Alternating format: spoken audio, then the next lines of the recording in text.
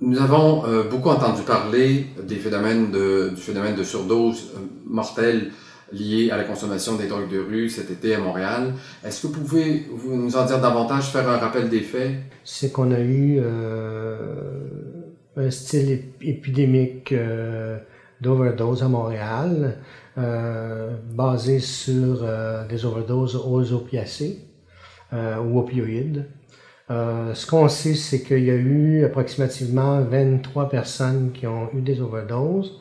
Elles n'ont pas tous été fatales, mais il y en a à peu près 50% qui ont été fatales. Donc c'est trop. Quand on sait que le niveau d'overdose à Montréal est beaucoup plus bas que ça en temps normal, on parle de 1,3 personnes par mois. C'est vraiment pas beaucoup. C'est toujours trop pareil, parce que c'est des vies qui sont là. C'est aussi des gens qui n'étaient pas nécessairement des consommateurs accoutumés ou régulièrement. Il y a beaucoup de gens que c'était des consommateurs occasionnels. Des gens aussi qui utilisaient d'autres types de substances. Donc, on voit un mariage d'opioïdes et de d'autres substances qui portent à penser qu'il y a eu des mélanges vraiment dangereux qui ont été faits. Il y a aussi le fentanyl qui a été mentionné dans tout ça. Les dernières discussions qu'on a eues, nous, avec le département de santé publique de Montréal, ne pouvaient pas nous certifier tout à fait encore le type de substance et tout ça. Mais on sait très bien que c'est basé sur des overdoses d'opiacés ou d'opioïdes, si on veut. Donc, différents mélanges qui se font là. Et c'est distribué pas nécessairement dans le centre-ville de Montréal, beaucoup en périphérie nord. On en retrouve beaucoup. Ici, naturellement, dans la partie centre-est de Montréal aussi, on en a eu plusieurs, dont même une ici, dans les établissements ici de Méthanol. Et comment est-ce qu'on peut expliquer ce phénomène-là? Pourquoi c'est arrivé cet été à Montréal? Écoutez, il y a l'expliquer, c'est un peu complexe. On peut penser, et c'est toujours hypothétique naturellement, on peut penser qu'il y a eu un changement au niveau de la garde des différentes factions criminelles qui distribuent l'héroïne à Montréal. On peut parler de les groupes turcs, par exemple, où il y a eu un changement de la garde. Et c'est des jeunes qui ont pris la relève, par exemple. Donc, peut-être d'avoir distribué une héroïne trop forte aussi, parce que c'est une héroïne qu'on retrouve, apparemment, ce qui m'a été dit, à peu près à 60%, et ce qui est extrêmement fort pour ce qui est normalement à Montréal. On a vu des gens qui aussi pensent qu'il y a une guerre de territoire, donc on veut faire du tort à l'autre. Et c'est pas vraiment logique comme explication.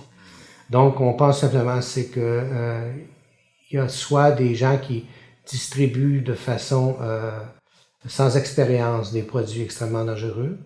On les utilise pour couper, par exemple, si c'est du fentanyl, pour augmenter la puissance des substances. Et naturellement, tout ça se fait dans le cadre d'une certaine guerre de territoire aussi, qui ne vendra pas la meilleure stuff. C'est beaucoup comme ça que c'est perçu présentement.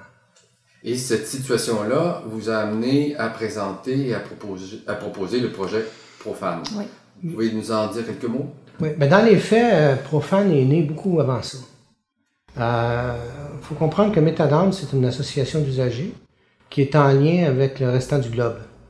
Donc, on est vraiment réseauté avec d'autres pays un peu partout dans le monde. Et naturellement canadiens et aussi nos voisins du Sud, les Américains. Donc, moi, vu que par mon travail, je suis en lien avec les différents groupes un peu partout, on a vu, observer des augmentations justement d'overdose et des augmentations d'utilisateurs d'opiacés et d'opioïdes, ce qui est un phénomène nord-américain, donc on y échappe pas. On sait par contre que ça a beaucoup progressé aux États-Unis, New York, Vermont, beaucoup, et sur la côte ouest aussi canadienne, où on a vu beaucoup d'overdoses. Donc, avec ces observations-là, moi, ça fait quand même depuis 2008 que je m'intéresse au phénomène. mais avec toutes les communications que j'ai, et ainsi de suite. L'année dernière, en juin, je proposais dans notre plan d'action d'écrire un projet d'implantation de distribution de naloxone. Donc, on a commencé de notre propre chef à préparer ce programme-là. Et en cours de route, naturellement, quand on a eu une base, on a été voir des partenaires qui nous semblaient naturels, dont le CRAN, pour nous appuyer. C'est un peu le volet médical qui vient s'implanter dans le programme, parce que c'est un programme qui est basé sur l'aide par les pairs, donc avec des pairs et des usagers, pour transmettre la connaissance et la distribution de naloxone. Mais ça prend un volet médical et recherche. Donc, on a approché le CRAN pour une partie du volet, nous appuyer dans notre démarche. On a approché aussi le département de la santé publique. Une fois qu'ils ont pris contact avec nous, on les avait déjà informés de notre projet et tout ça. Et on a aussi impliqué les chercheurs aussi de l'hôpital Douglas, Michel Perrault. Donc avec ces gens-là, on a déposé notre projet, on l'a analysé suite à la demande du département de la santé publique pour voir si le projet était pertinent et pouvait être implanté. Au moment où on se parle, il y a eu des échanges beaucoup avec le département de santé publique, le ministère à Québec, et le projet nous semble faisable. On pense bien que ça va de l'avant. On attend vraiment une confirmation finale là, dans les prochains jours. C'est sûr qu'il y a des enjeux légaux qui tournent autour de ça, parce que là, on parle d'un acte médical. C'est un naloxone, il faut l'administrer. Bon, la façon de l'administrer disponible présentement, c'est par injection. Malgré qu'il y a d'autres types d'administration, là, par voie nasale, ce qui va arriver probablement plus tard en cours de l'année prochaine. On pense que ça va être disponible au Canada. Donc, en attendant, on est pressé d'agir. Et l'objectif, c'est justement de former le plus de gens possible qui sont près des consommateurs ou qui sont des consommateurs. Donc, nous, on vise les consommateurs et les gens près de ces consommateurs-là.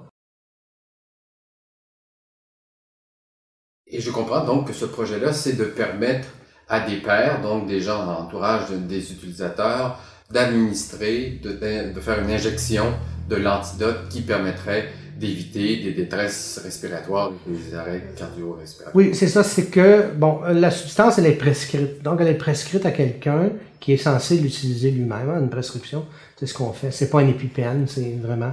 Et là, ben, c'est là que vient toute la problématique autour, parce qu'on sait très bien qu'une personne en situation de surdose n'aura pas la capacité de s'auto-administrer. Donc, là, on sait. Donc, est-ce qu'un médecin peut prescrire un médicament à quelqu'un qu'il sait qu'il ne s'administrera pas lui-même? Et de là, de se poser la question, est-ce que ceux aussi qui vont l'administrer vont avoir les compétences pour le faire? Donc, c'est ce qui fait qu'on a tout un questionnement, là, du point de vue légal, acte médical, et ainsi de suite. Et aussi, bon, le fait que c'est un tiers qui peut intervenir et administrer. Donc, c'est la complexité de tout ça, c'est ça. Et jusqu'à maintenant, donc, l'accueil, les discussions que vous avez eues avec notamment la direction de santé publique, le ministère, est-ce que c'est un accueil qu'on pourrait dire d'ouvert et de... Oui, il y a une grande ouverture. Je pense qu'il y a une volonté de vouloir l'implanter.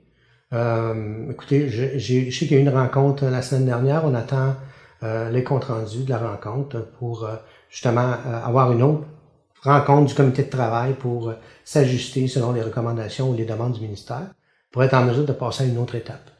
Donc, pour nous, pour que ça y aille vite, naturellement, ça serait une confirmation de l'aide financière. C'est la première étape que nous, on a besoin, parce que comme groupe communautaire de charité, les fonds, on n'en a pas d'extra. D'ailleurs, il nous en manque.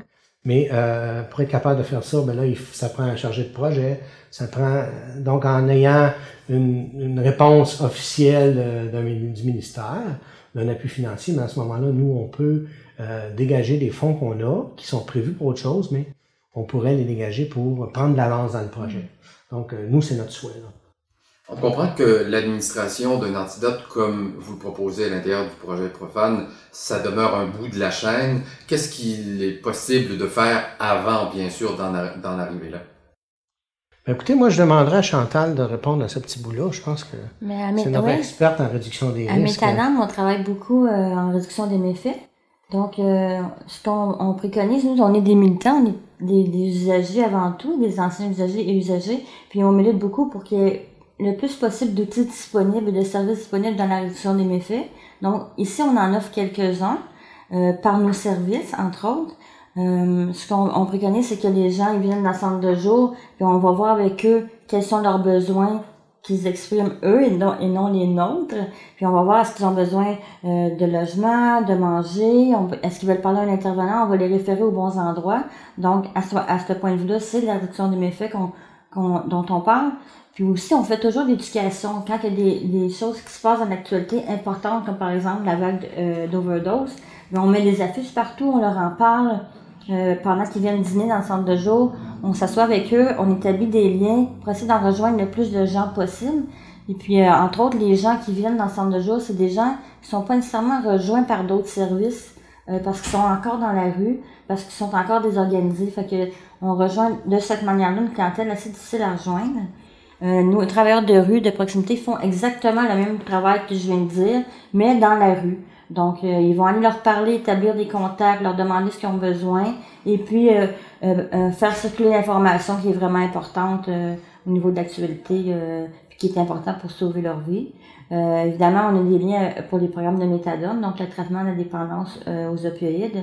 On travaille avec nos partenaires qui sont le CRAN, Saint-Luc, l'hôpital Jewish, la clinique actuelle, Quartier Latin aussi. Donc, on travaille avec ces gens-là qui nous réfèrent et on leur réfère, ça va dans les deux sens, pour que les gens aient accès plus facilement à des traitements de méthadone ou de Suboxone, qui sont des traitements quand même, ça fait longtemps que ça existe, mais c'est quand même difficile pour un usager d'y aller directement de lui-même, sans contact, d'aller chercher un traitement. Le plus facile pour eux, c'est de passer soit par un organisme communautaire pour qu'on puisse faire les contacts, pour qu'ils sachent quand, où, comment appeler, puis que ça aille plus vite.